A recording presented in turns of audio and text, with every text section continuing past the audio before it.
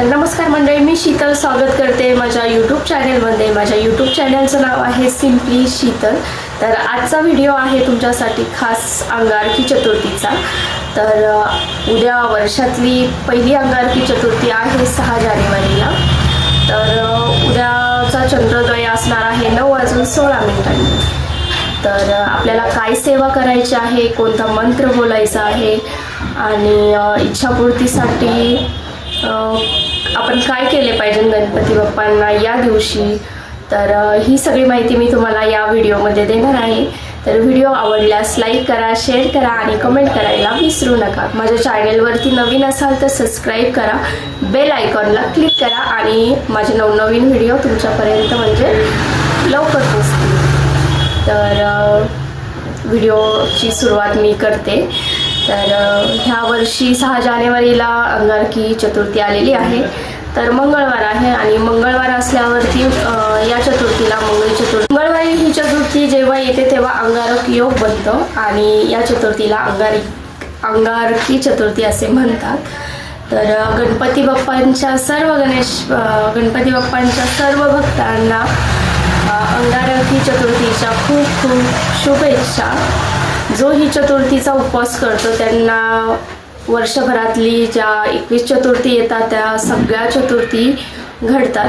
तर अंगारकी चतुर्थी ही सगळ्यांनी करावे, मनोभावे करावे, याने सगळ्या आपल्या मनोकामना पूर्ण होतील आणि इच्छापूर्तीसाठी आपण ही चतुर्थी करावी, कारण सगळ्या इच्छा आपल्या या चतुर्थीनेच पूर्ण होऊ शकतात असं माझं तरी मत आहे।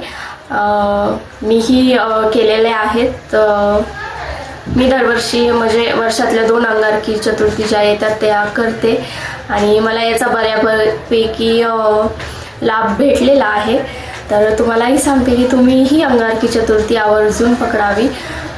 जे नसेल पकडेल त्यांनी आवर्जून पकडावी। काही आपल्याला नियम वगैरे पण पाळावा लागतात, म्हणजे असे काही नाही, एक उपवास पकडायचा असतो सकाळचा। तर अंगारकी चतुर्थीची सेवा कोणती करावी, तर सर्वात प्रथम आपण सकाळी उठून आंघोळ वगैरे करून सूर्यनारायणाला जल अर्पण करून हा उपवास पकडावा। आणि उपवास पकडल्यावरती आपल्याला या दिवशी गोड खाल्ले तर अतिउत्तम, किंवा काही लोक खिचडी पण खाऊ शकतात। आणि ज्यांना शक्य नसेल त्यांनी आपण मनोभावे पूजा करावी, उपवास नाही पकडला तरी चालतो। तर सकाळी सूर्यनारायणाला अर्घ्य देऊन आपण हा उपवास पकडू शकता। तर गणपती बाप्पांचा अभिषेक करायचा आहे। सगळ्यात आधी आपल्याला सगळ्यांच्या घरात गणपती बाप्पाची मूर्ती असते आणि ज्याच्या घरात नसेल, असं तर होणारच नाही, पण ज्याच्या घरात नसेल तर एक सुपारी ठेवून आपण गणपती बाप्पांचा अभिषेक करू शकता। तर अभिषेक करताना आपण गणपती अथर्वशीर्ष 11 वेळा म्हणू शकता आणि 11 वेळा शक्य नसेल तर 1 वेळा म्हणू शकता आणि एकही वेळा शक्य नसेल तर आपण 108 वेळा ओम गण गणपतये नमः हा मंत्र म्हणू शकता। आणि अभिषेक झाल्याच्या नंतर सुपारी किंवा मूर्ती उचलून आपण आपल्या देवाऱ्यात स्थापित करावी। फूल, तांदूळ, अक्षदा, धूप, दीप, अगरबत्ती ओवाळून आपण मनोभावे पूजा करू शकता। आणि नैवेद्य म्हणून आपण गूळ खोबऱ्याचा नैवेद्य द्यायचा आहे, कारण उपवास आहे त्या दिवशी, तर गूळ खोबऱ्याचा नैवेद्य दिला तर चालतो। आणि अभिषेकाचं जे पाणी आहे, जर आपली मुलं खूप हट्टी असतील तर हे अभिषेकाचं पाणी आपण आपल्या मुलांना देऊ शकता। त्याने मुलांचा हट्टीपणा कमी होतो आणि अभ्यासात जर त्यांची प्रगती होत नसेल तर तीही छान होते। आणि तर ह्या सगळ्या सेवा आपल्याला काही करायच्या आहेत। 108 वेळा ओम गण गणपते नमः आणि अभिषेक झाल्याच्या नंतर आपण 1 वेळा गणपती अथर्वशीर्ष आपल्याला म्हणायचं आहे। आणि जर आपल्याला घराजवळ जर मंदिर असेल तर मंदिरात जाऊन आपल्याला 21 दुर्वा हातात घेऊन ओम गण गणपते नमः 108 वेळा ओम गण गणपते नमः किंवा 11 वेळा अथर्वशीर्ष म्हणून गणपती बाप्पांना त्या दुर्वा अर्पण करायच्या आहेत। आपली काही इच्छा आहे ती बोलायची आहे। तर ह्या सगळ्या सेवा आपल्याला 20 दिवसांची पण आपल्याला एक सेवा आहे।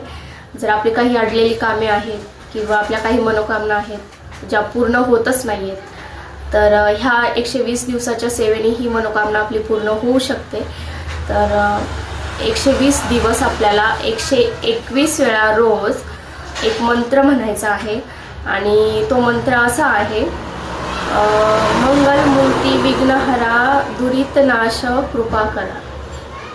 तर खूप प्रभावी मंत्र आहे. गणपती बाप्पाच्या मंदिरात जाऊन आपण संकल्प सोडून हा मंत्र बोलू शकता आणि ही सेवा आपण 120 दिवस चालू करू शकता. तर संकल्प सोडताना गणपती बाप्पांना जे आवडायचं आहे जसं की दुर्वा, जास्वंद, हिऱ्याचं पान, नारळ ह्या गोष्टी आपण घेऊन जाऊ शकता आणि मंदिरात ठेवून संकल्प करू शकता की मी 120 दिवसांची ही सेवा करत आहे, तर कोणतेही विघ्न न येऊन देऊ.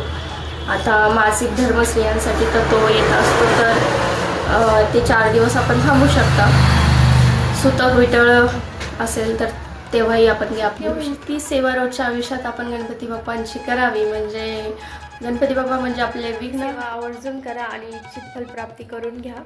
तर आजचा व्हिडिओ तुम्हाला कसा वाटला प्लीज कमेंटमध्ये सांगा. व्हिडिओ आवडल्यास लाईक करा, शेअर करायला विसरू नका आणि चॅनेलवर माझ्या नवीन असाल तर प्लीज सबस्क्राईब करा. गणपती बाप्पा मोरया.